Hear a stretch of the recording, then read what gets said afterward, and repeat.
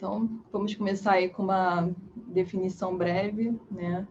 A LMC, por definição, ela precisa da presença do cromossomo Filadélfia, que é o resultado da translocação entre o braço longo do cromossomo 9 e o braço curto do cromossomo 22. E essa translocação, ela gera uma proteína híbrida, uma tirosina quinase, que interfere diretamente nos sinais de transdução, de proliferação, de aderência das células à medula óssea e aos sinais de apoptose também. E aí, para a gente ter o diagnóstico de LMC, a gente precisa de uma leucocitose persistente inexplicada, né? A gente descartar inicialmente causas reacionais, ou uma trombocitose também persistente, com uma presença de anormalidade cromossômica Filadélfia, ou por citogenética, ou por anormalidades moleculares relacionadas ao Filadélfia. E aí, o que o LeuquemiaNet 2020 orienta a fazer no diagnóstico, inicialmente, é um exame físico completo, né? Principalmente com aferição do tamanho do baço. Vai ser importante para a gente definir o risco desse paciente, o score de risco. É importante coletar a história do paciente, porque para a escolha de inibidor mais à frente a gente vai precisar de um histórico de medicações desse paciente, histórico de comorbidades, um hemograma com uma contagem de células com diferencial é importante para a gente definir em que fase da LMC esse paciente se encontra, tá? Avaliação de medula óssea com citogenética, para a gente entender se esse paciente tem só Filadélfia, se ele tem alguma outra alteração cromossomial, tá? Quando a gente não consegue avaliação citogenética, a gente pode abrir mão do FISH também. E o PCR para BCR-ABL no diagnóstico qualitativo, para que a gente consiga identificar a isoforma que esse paciente apresenta ao diagnóstico. E, voltando aí à história de comorbidades, né? Eletrocardiograma, se esse paciente é um paciente com alguma comorbidade, o ecocardiograma também pode ser importante, raio-x de tórax, e sorologias para hepatite B também são importantes nessa avaliação inicial.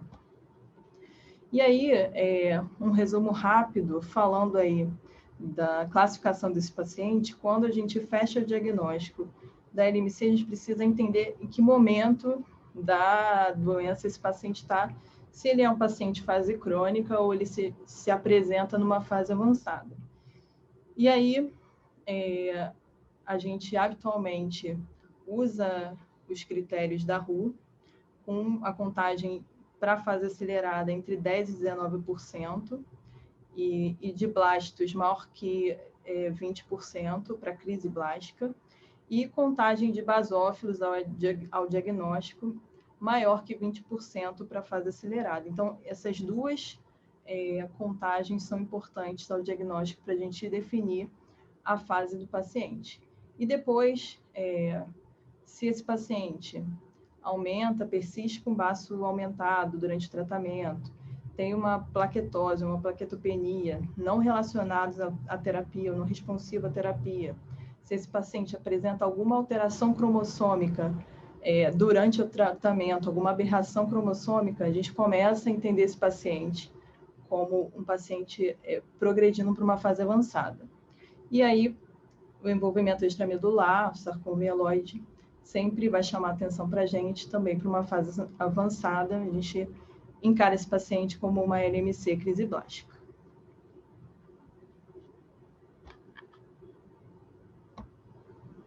Então, os scores prognósticos, nós temos, inicialmente, a gente usava principalmente SOCAL, que levava em conta a idade, o tamanho do baço, a contagem de plaquetas e a contagem de blastos, mas esse score levava em consideração, dava um valor aumentado para a idade. Então, alguns pacientes mais jovens que eram alto risco acabavam sendo classificados como baixo risco, e os pacientes mais idosos que eram baixo risco, risco intermediário, acabavam sendo classificados como pacientes de alto risco.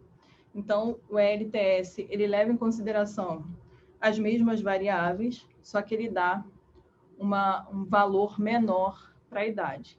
Então, todo paciente que tem o diagnóstico de LMC precisa ter o ELTS calculado, e aí tem esse linkzinho que já vem com uma calculadora, que a gente só insere as variáveis e consegue entender qual o score de risco do nosso paciente. Isso vai ajudar a gente, num contexto em que inibidor de tirosina quinase de segunda geração pode ser usado em primeira linha, pode ajudar a gente a conduzir de uma forma diferente o tratamento desse paciente. E, nesses novos guidelines, as alterações cromossomiais adicionais, principalmente essas aqui listadas, elas definem esse paciente como um paciente de alto risco. Anteriormente, esse paciente era acompanhado como alerta, mas nesses novos guidelines, essas translocações já colocam esse paciente como paciente de alto risco. E aí vem a importância da gente ter o estudo citogenético dos pacientes no diagnóstico. Então, vamos falar um pouquinho de como a gente vê a LMC hoje no Brasil e por que é tão importante a gente entender e discutir o tratamento da LMC. Então, aqui, de uma forma global, a gente vê a evolução do tratamento da LMC, né, que inicialmente só tinha radioterapia esplênica como tratamento, e a gente vê a evolução para o inibidor de tirosina quinase. Até pouco tempo, os pacientes em fase crônica eram submetidos a transplante halogênico, e a partir de 1998, com o advento dos inibidores de tirosina quinase, a gente conseguiu salvar esses pacientes em fase crônica, principalmente, do transplante halogênico, e aumentar a sobrevida desses pacientes. E a gente vai ver isso em números daqui para frente.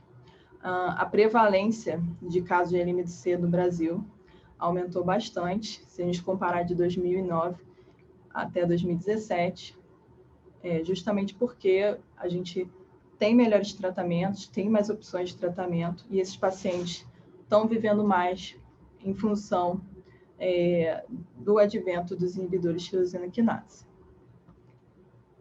Então, aqui a gente vê que a incidência dos casos de LMC praticamente continuam os mesmos, né? Então, a gente tem o mesmo número de pacientes novos de LMC por ano, e o número de óbitos de LMC por ano também continua estável, mas a gente teve um incremento justamente porque esses pacientes vivem mais tempo. E aí a gente vê o resultado com uma taxa de crescimento da LMC no Brasil. Daí a importância da gente, mais uma vez, entender melhor o tratamento desses pacientes. E aí uma projeção para 2050, trazendo um número de 71 mil pacientes em tratamento na LMC no Brasil. E aí a gente começa a pensar até em termos de qualidade de vida desses pacientes, custo também desses tratamentos a longo prazo.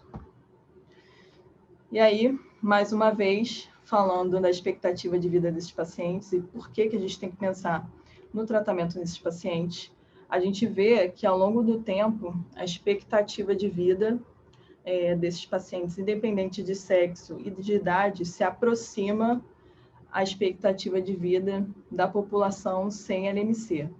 Então, mais uma vez, a gente precisa pensar em farmacoeconomia e nos custos que esse tratamento dessa população que está vivendo mais tempo traz principalmente para o nosso serviço público. Então, vamos falar um pouquinho do tratamento da LMC. Então, quais são os objetivos desse tratamento? Inicialmente, né, se a gente for pegar lá naquela linha do tempo, os pacientes que anteriormente eram tratados com interferon, com transplante de medula óssea, o primeiro passo era a sobrevivência, né? Então, a gente precisa dar sobrevida para esses pacientes. E os inibidores de tirosina quinase conseguiram aumentar a sobrevida global desses pacientes e aproximar da população normal, geral. E isso é o nosso primeiro objetivo. O segundo objetivo é, como a gente está estendendo o tempo de tratamento desses pacientes, a gente precisa de pensar em qualidade de vida, né? Porque a gente está falando de um tratamento que dura a vida inteira, e redução de toxicidade e manejo de eventos adversos, que eu acho que é um dos pontos mais difíceis da LMC, trabalhar a questão da qualidade de vida. E o que os novos guidelines trazem é a resposta molecular profunda, porque a gente vê que esses pacientes com resposta molecular profunda são os pacientes que menos progridem, e a gente pensa em resposta molecular profunda para mais à frente pensar na interrupção do tratamento para esses pacientes que alcançam essa resposta. Então, aí o primeiro objetivo, evitar a progressão da doença, né, porque a gente vê que os pacientes que progridem, eles têm uma sobrevida curtíssima, muito semelhante a paciente com leucemia aguda. Então, o primeiro ponto é evitar a progressão. E aí, como a gente evita essa progressão, como a gente trata melhor esse paciente LMC? Primeiro, é valorizar, ter como meta a resposta rápida. Então, uma redução menor de 10% de BCRBL aos 3 meses garante uma sobrevida maior após 8 anos e uma chance maior de alcance de resposta profunda. E alcance de resposta molecular maior aos 12 meses também aumenta a chance desses pacientes alcançarem resposta profunda. E o que eu já falei anteriormente, o paciente que consegue alcançar uma resposta profunda é o paciente que a gente garante redução a zero do risco de progressão e maior sobrevida em 8 anos. E para a gente conseguir fazer isso tudo, a chave é a monitorização adequada, que eu acho que é um problema, infelizmente, grave nos nossos serviços públicos, principalmente a dificuldade, eu vejo muitos colegas conversando sobre a dificuldade de monitorizar esses pacientes adequadamente, porque só monitorizando que a gente entende quem são os pacientes que não estão respondendo, que são resistentes, que não têm uma resposta adequada e que são candidatos a uma possível troca de inibidor, para a gente conseguir uma resposta melhor e evitar que esse paciente progrida para uma fase avançada da doença. Então, aí, a gente vê num estudo com 1.524 pacientes, os pacientes que alcançam resposta molecular 4,5, nenhum deles progrediu para fases avançadas. Então, essa aí é uma das nossas metas no tratamento da LMC. Alcançar a resposta profunda e evitar progressões para as fases avançadas. E aí, como a gente faz para tratar esse paciente, como a gente faz para alcançar essa resposta profunda? E aí, hoje, em primeira linha, segundo o guideline do LeukemiaNet, essas 4 opções são opções possíveis. O bosutinib a gente não tem acesso aqui no Brasil, mas os 4 inibidores têm boa resposta em primeira linha. E aí, como eu faço para escolher o meu inibidor? Então, aquela historinha que a gente coleta lá no início é muito importante para a gente entender, ver a idade do paciente, quais são as comorbidades desse paciente, se esse paciente tem capacidade de tolerar aquela medicação, né? Definir o score de risco é extremamente importante e avaliar o perfil de toxicidade desse inibidor e junto no contexto do paciente. Então, a escolha do inibidor ela é individualizada, né? Depende do serviço em que você está, do paciente que você está tratando, score de risco dele. Então, todas essas variáveis precisam ser levadas em consideração. E aí, todas as opções são apropriadas para pacientes com LMC em fase crônica em todas as estratificações de risco. Então, independente do score LTS, qualquer uma das opções listadas é possível para o paciente em primeira linha. E aí a gente tem alguns poréns. Os inibidores de segunda geração estão relacionados a menor risco de progressão de doença em relação ao imatinib, que hoje o imatinib é o inibidor de primeira linha disponível no serviço público. Mas a gente sabe que os inibidores de segunda geração são as melhores opções para paciente de alto risco. Então, a LTS alto risco é o paciente que tem uma resposta pior ao imatinib inibidor de primeira geração.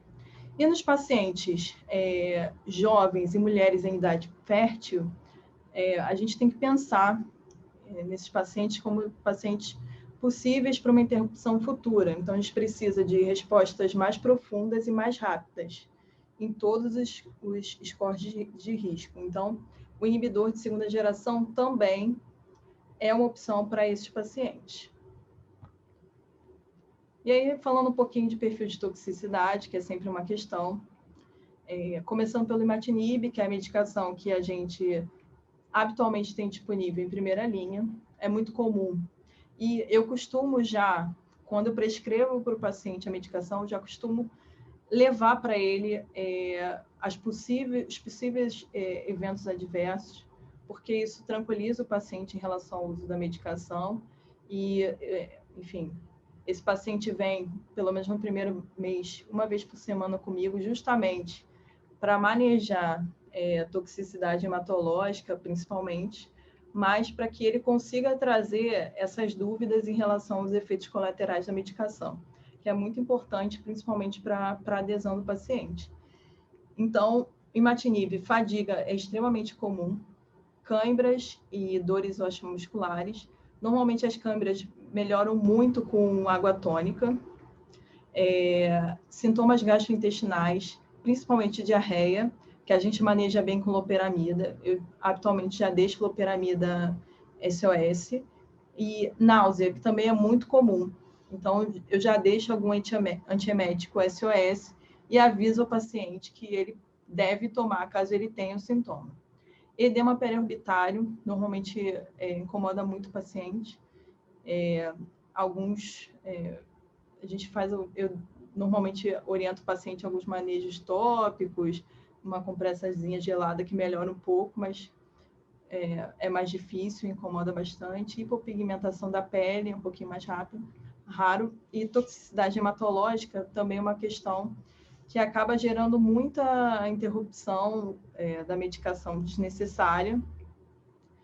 E, enfim, no primeiro momento é importante que a gente acompanhe de perto essa toxicidade, porque a gente vai ter uma troca aí da produção medular e essa toxicidade inicial é esperada, principalmente no primeiro, no segundo mês. No dasatinib, a gente tem inibição de agregação plaquetária, sangramento espontâneo. A gente teve até alguns casos recentes aqui na instituição. Então, paciente que já usa anticoagulante, que já tem algum fator que predispõe a sangramento, é um paciente que a gente, enfim, evita o dasatinib. Derrame pleural, que também às vezes é difícil manejo, tá? Hipertensão de artéria pulmonar, que é um evento mais raro, e também a toxicidade hematológica. No nilotinib, é muito comum a erupção cutânea, alteração de eletrólito e aumento de lipase de bilirrubina, principalmente bilirrubina indireta, prolongamento de intervalo QT é importante em todos os inibidores, mas principalmente no nilotinib, avaliação do intervalo QT, Doença arterial periférica é um evento adverso grave e a gente precisa ficar atento, principalmente aos pacientes dislipidêmicos, né? A toxicidade hematológica e aumento de glicemia de níveis pressóricos, isso é evidente, eu vejo isso na minha prática, os pacientes aumentam glicemia e tem aumento de nível pressórico ao longo das consultas e do uso com nilotinib. Então, a gente tem que ficar atento a pacientes com história de hipertensão, diabetes descontrolada, alguma questão cardiovascular importante e, enfim, ter um acompanhamento de perto com um cardiologista em pacientes com comorbidades que tenham necessidade de usar nilotinib. E tentar evitar nos pacientes com comorbidades descontroladas. E o bosutinib, que é a medicação que a gente não tem disponível no Brasil, o evento principal descrito é diarreia. Nos primeiros meses, parece que é uma diarreia importante e, enfim, atrapalha bastante a continuidade do uso da medicação para os pacientes. E aí, a gente escolheu o nosso tratamento de primeira linha, a gente entendeu quem é o paciente, qual a melhor medicação a ser usada de primeira linha, e aí a gente precisa acompanhar esse paciente, principalmente no primeiro ano de tratamento. E aí a gente tem uma atualização das recomendações do Leuquimia.net, uma atualização de 2020. E o que ele traz de diferente, o que a gente tem que esperar desse paciente que começou o inibidor de tirosina quinase. Então, o primeiro ponto importante o paciente que tem alteração cromossomial adicional, um paciente considerado como alto risco, né, que a gente já falou anteriormente. E o paciente alto risco LPS é um paciente que também tem que ser acompanhado de perto, que é um paciente que tem prognóstico pior, e tem uma probabilidade maior de não responder, principalmente inibidor de primeira geração. O que o Leuquimia.net traz de novo e de importante, no primeiro momento, nos 3 meses de tratamento, o PCR para BCR-ABL precisa ser menor que 10%. Se esse BCR-ABL for maior que 10% e esse PCR for confirmado, a gente encara esse paciente como paciente falha ao inibidor aos 3 meses de tratamento e a gente tem indicação de troca de inibidor, tá? Importante também é que anteriormente a citogenética ela era usada no primeiro, no terceiro, no 6º e no 12º mês para reavaliar esse paciente. A gente utilizava a resposta citogenética como base aí para acompanhar, monitorizar esse paciente. Mas atualmente a gente usa só a monitorização molecular, com BCR-ABL.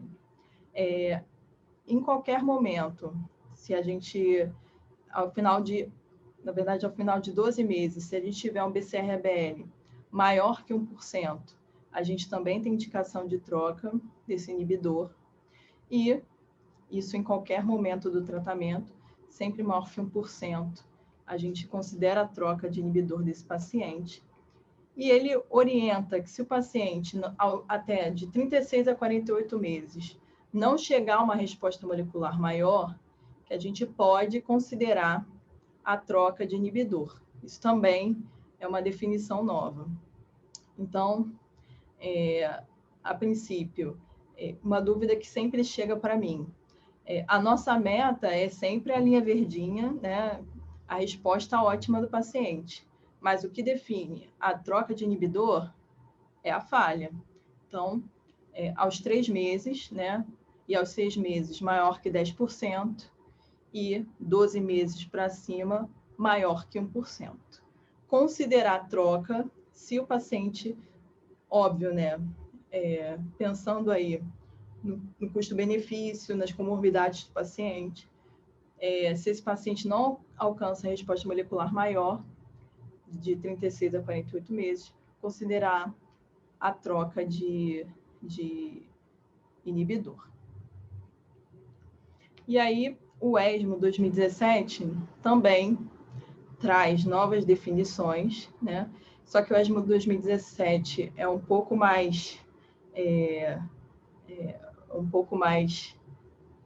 traz a resposta profunda como meta também. Então, ele traz aí aos 18 meses uma meta de resposta profunda e recaída. Ele traz a definição de recaída com perdas de resposta molecular maior. O GIMEMA também traz como meta a resposta molecular profunda, tá? Mas a gente segue o LeukemiaNet e acredito que à frente a gente tem até mais base para trocar de forma precoce, não alcançando resposta profunda, mas nesse momento, visto inclusive o que tem disponível de inibidor de tirosina quinase, em qualquer momento, só se BCR-ABL for maior que 1%. Então, as inovações que esses protocolos trouxeram, resposta profunda como meta de tratamento, principalmente se o objetivo for interrupção.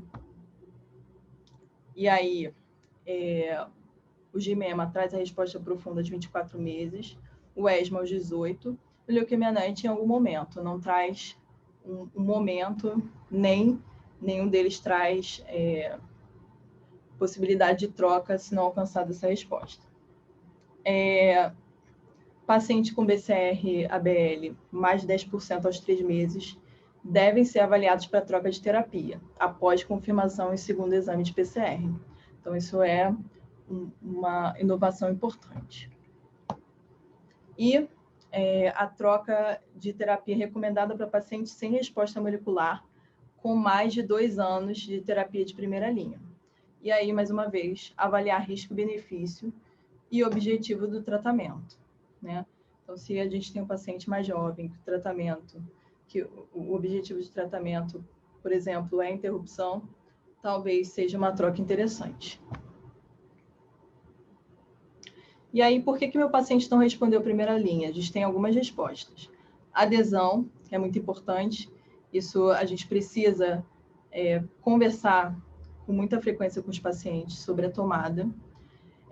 A mutação do domínio quinase de BCR-ABL, então, quando o paciente falha ao inibidor, a gente precisa fazer essa pesquisa para entender se esse paciente tem alguma mutação que confira resistência a algum inibidor.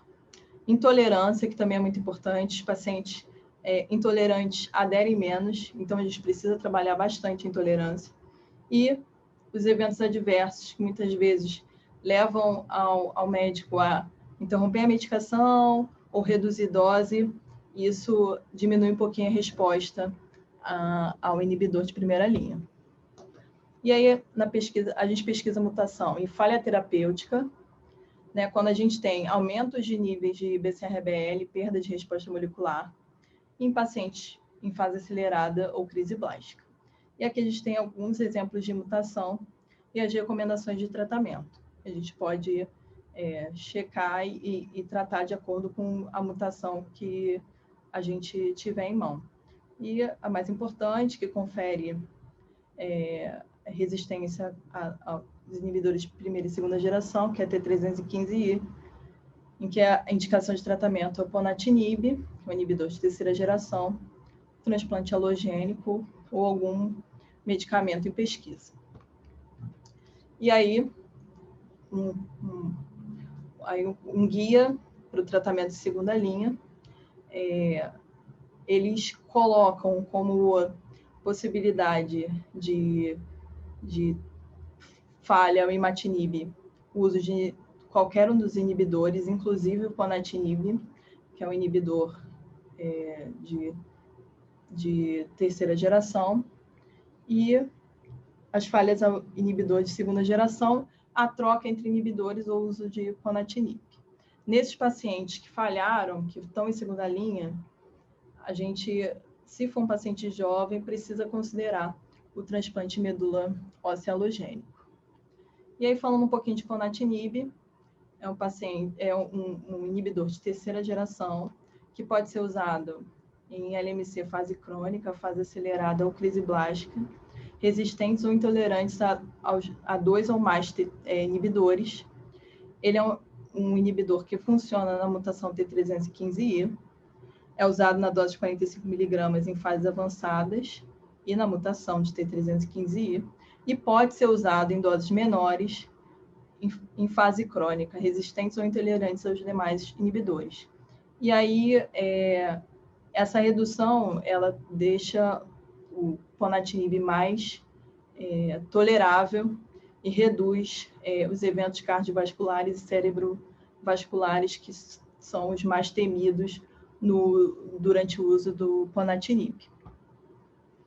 O acibinib é uma droga nova, que ainda está em estudo, a gente não tem acesso ainda aqui no Brasil, mas é um inibidor alostérico de quinase BCRBL, e ele pode ser usado, inclusive, para T315I. Para LMC, fase acelerada e crise blástica, a gente pode usar qualquer um desses inibidores, imatinib, dasatinib e ponatinib, nessas doses. A quimioterapia ela pode ser necessária para controle da doença, principalmente na crise blástica. Na fase acelerada, a gente pode iniciar o inibidor. Se esse paciente não responder ao inibidor de primeira linha, a gente tende a encaminhar esse paciente a transplante, porque a tendência é de progressão de doença. Se o paciente é diagnosticado em fase crônica e progride para a fase acelerada ou crise blástica, a gente usa qualquer inibidor que não tenha sido usado anteriormente, considera a quimioterapia, e esse paciente precisa ser encaminhado para transplante alogênico. É um paciente que tem uma tendência a uma progressão de doença, uma evolução pior.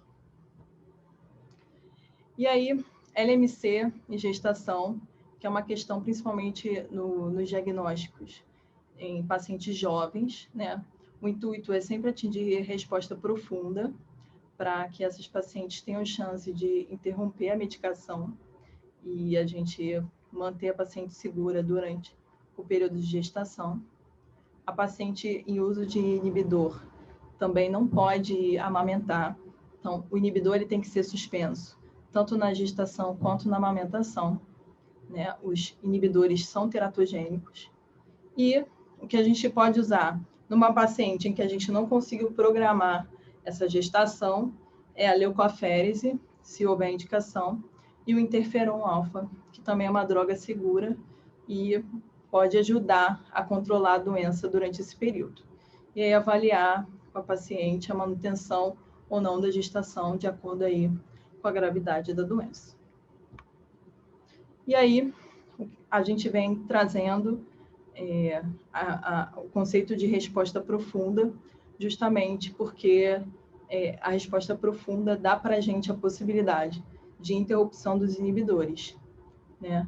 E isso traz, principalmente no serviço público, uma redução de gastos importante, né? Porque a longo prazo a gente vê que esses pacientes estão vivendo mais e a gente está usando uma droga para o resto da vida.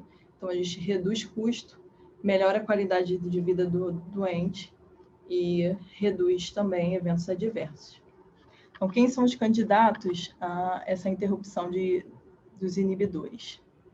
E aí a gente tem aqui a recomendação dos guidelines, um resumo rápido. O primeiro critério é a fase do doente, né? A fase da doença, fase da LMC. Então, a maior parte dos protocolos recomenda que a interrupção seja feita em pacientes em fase crônica, né?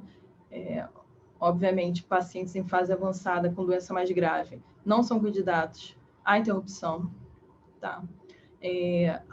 A ESMO leva em consideração o risco focal, mas o restante não considera.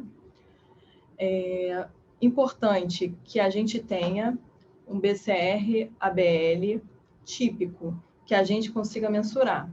BCR-ABL atípico, a gente não consegue mensurar.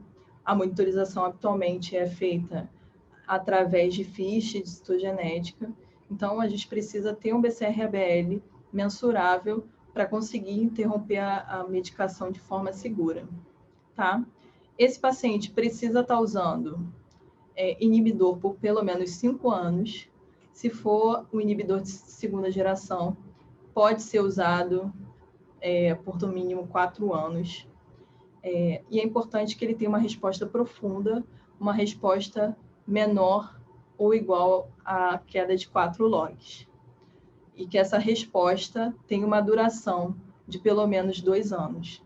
Então, um uso prolongado de inibidor com uma resposta profunda por pelo menos 2 anos. E que a gente tenha um laboratório que consiga dar para a gente resultados confiáveis, tá? E que a gente consiga monitorizar esse paciente com frequência. Não podemos interromper a medicação do paciente se a gente não consegue monitorizar da forma adequada, porque no primeiro semestre esse paciente precisa ser acompanhado mensalmente. No segundo semestre esse paciente precisa ser acompanhado a cada 2 meses e depois a monitorização volta a ser feita a cada 3 meses. Então, se eu não tiver a monitorização do BCR-ABL acessível e se essa resposta, se esse resultado não for rápido, eu não posso interromper a medicação do paciente. E o que foi visto nos estudos é que cerca de 40% a 50% dos pacientes que interrompem a medicação conseguem ficar sem inibidor de tirosina quinase. Então, 40% desses pacientes sem medicação, com redução de evento adverso e redução de custos para os serviços de saúde. Então, a conclusão a gente precisa monitorizar esses pacientes, entender quem são os pacientes que não estão tendo resposta adequada para conseguir realizar uma mudança de tratamento, respeitando os guidelines internacionais, né, reduzir o risco de progressão e de óbito desses pacientes. A gente precisa valorizar a resposta molecular precoce. Pacientes com BCR-ABL menor que 10% aos 3 meses são pacientes que têm maior probabilidade de alcançar resposta profunda, e essas respostas profundas aumentam a sobrevida global do paciente e diminuem o risco de progressão para fases avançadas, o que é o principal objetivo de tratamento de LMC e é o principal critério também para a descontinuação do tratamento com inibidor de tirosina quinase. Então, o que a gente espera da LMC no futuro é que a gente consiga dar mais qualidade de vida para esses pacientes, né? Reduzir eventos adversos, manejar melhor os eventos adversos, reduzir os custos do nosso tratamento, o tratamento de vida inteira. A gente precisa entender melhor os efeitos colaterais desses inibidores a longo prazo e manejar esses efeitos colaterais. E o que a gente espera é que surjam muitas novas drogas, novos tratamentos, novos protocolos, para que a gente consiga tratar esses pacientes da melhor forma possível. É isso, obrigada, e estou à disposição. Aí meu e-mail para quem quiser discutir ou tirar qualquer dúvida. Muito obrigada mais uma vez, Thaís, muito obrigada. A direção. Obrigada, Lucia. Nós é que agradecemos. Foi excelente, Ingrid. Vou começar as perguntas aqui do chat. Vou começar do diagnóstico, na verdade, da doença mesmo. Uma das perguntas foi se a gente conhecia o motivo da mutação, né, da ocorrência da translocação do 922. E olha, como você citou no início, aquele aumento, né, da incidência de casos no Brasil, uma das perguntas foi relacionada também a se havia conhecimento da causa do aumento de casos, se nós sabíamos. Não, na verdade, o único fator relacionado é a radiação ionizante, que é citada, Mas o aumento do número de casos, na verdade, é um dado positivo, né? Porque ele mostra que esses pacientes estão sendo melhor tratados e estão vivendo mais. Então, a gente tem o mesmo número de pacientes de novos casos, a mesma mortalidade, mas esses pacientes que estão sendo diagnosticados estão vivendo mais tempo. Então, esse é um dado positivo porque mostra que os nossos tratamentos estão conseguindo dar mais sobrevida para esses pacientes. Ainda sobre você já falou sobre a questão da interrupção, sobre a questão do uso da ideia na citorredução. Você acha que com o uso com a disponibilidade dos inibidores, você vê a necessidade da gente citorreduzir o paciente ainda com ideia? Existe um valor que você busque na citorredução? Então, se a gente tem acesso ao inibidor, né, e a gente tem um paciente, porque o paciente com LMC muitas vezes é diagnosticado, e aí a gente pode colocar 80% a 90% dos pacientes, eles são diagnosticados sem sintoma algum.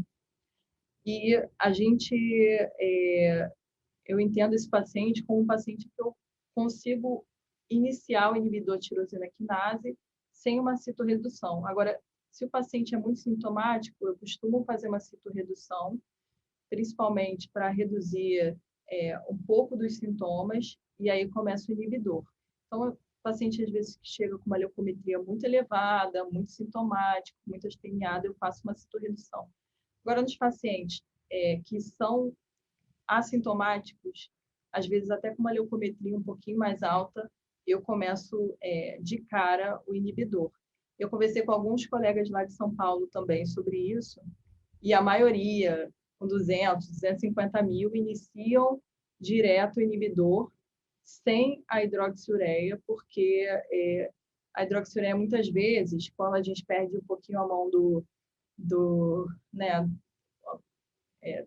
da dosagem, a gente pode gerar muita citopenia e a gente acaba atrasando o início do inibidor. E o mais importante no tratamento da LMC é que a gente inicie o quanto antes do inibidor de tirosina quinase. Uma outra pergunta era sobre o conhecimento de polimorfismo que poderia levar a aumento de resistência ao inibidor de tirosina quinase. A gente tem conhecimento de polimorfismo ou só das mutações mesmo, né? Só das mutações. A princípio, só das mutações.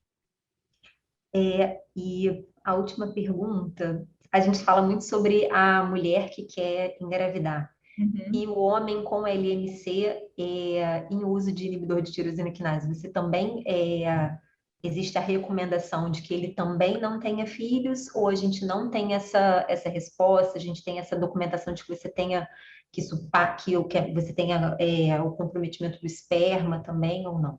Não, inclusive o LeuquimiaNet traz, o LeuquimiaNet 2020, traz essa informação de que não há nenhuma recomendação para que o homem não tenha filhos, até porque a produção ela é constante, né? Diferente da mulher. Então, o que a gente espera, que a gente recomenda é que, enfim, para o homem não existe nenhuma contraindicação para que ele seja papai.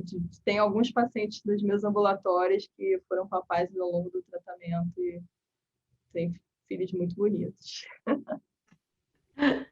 Muito obrigada, Ingrid. Foi ótimo, foi muito bom.